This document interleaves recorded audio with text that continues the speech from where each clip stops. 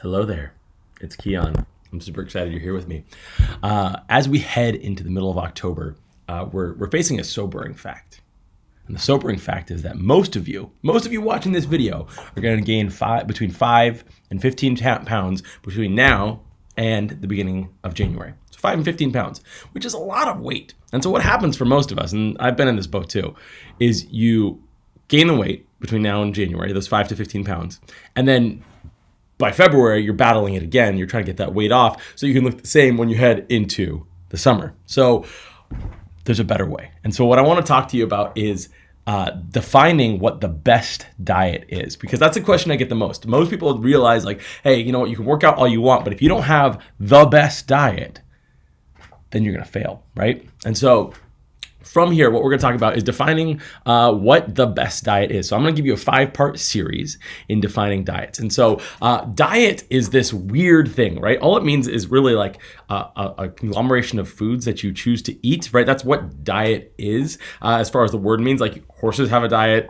dogs have a diet, like everyone's got a diet. So if you eat, congratulations, you are now on a diet. The pizza and beer diet, it's probably my favorite diet, to be honest. But really what we want to talk about is weight loss, right? So for most of us, the best diet is going to be the diet that provides the most amount of weight loss. It helps you keep or grow muscles. It helps you be healthy and allows you not to go crazy. So let's dive into those. So weight loss. Most people, they don't necessarily need to lose fat. They need to lose weight. And by losing weight, you're also going to be losing fat. Most people just need to not be fat, right? That's really what most of us are trying to do. And so a good diet, any diet, has to have measurable metrics. And so the number one way to measure if your diet is successful is to step on the scale every single day, track your weight. And if your weight is going down, congratulations, you're winning, right?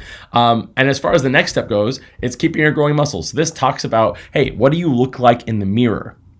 Do you like what you see? Are you liking more of what you see? Do you want to see some more arm definition? You want to see more abs? Whatever that happens to be, you have to keep or grow that muscle. And so for that, like your workouts are going to play a part in that. But if you're just like drinking Diet Coke, those muscles are going to waste away. A lot of times, there was this term, I don't know if you've heard it. It's called skinny fat. And those are the people who go on diets like they roller coaster, big, small, big, small, big, small. And by the end of like 5 or 6 roller coaster diets, like they have no more muscle because they've destroyed it all. So a good diet should maintain the muscle mass that you want to keep. Most people are like into the booty or into like having arms or whatever it happens to be. So you have to define what that looks like. What's the look do you want to have by the end of this? One of my buddies and I, we always talked about it with our clients is like, which Brad Pitt do you want to look like? You know, for our male clients, do you want to be the Brad Pitt from Fight Club, from Troy? I'm sure you can figure it out. Or do you want to be like, you know, Wonder Woman, what's her name? Gal Gadot. Like, who's the person that you want to emulate? And then just keep working towards that. So that's the second metric you need. And the third one is this idea of being healthy. Now this is the one we could probably have a whole another video series on what healthy means. But typically for most of us, you go to the doctor once a year and they take your blood and they tell you, hey, you need to work on this. That to me is pretty much the definition of healthy. If I go to the doctor, they take my blood and they say, good job, you don't need to work on anything. That's pretty good, right? Your blood lipids, the fat in your blood, those are good. Your cholesterol's in check, your blood pressure is good. Like you have a clean bill of health. That's healthy. So your diet should support that.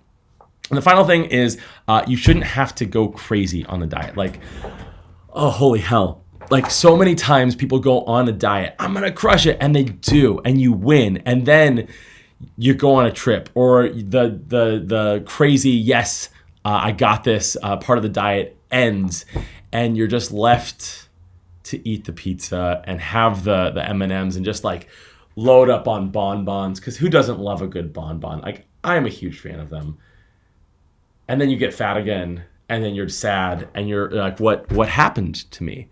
And so a good diet should allow for splurges. A good diet should allow for you to have a week full of eating like crap and you come back and you get back on it, as opposed to this binge purge cycle. And so that's what we're going to be talking about in the next 4 videos. This is video number 1. There are going to be 4 more videos that come out after this. We're going to be going over an overview of all the pop culture diets. We're going to be talking about emotions and science, because that is really the true kernel.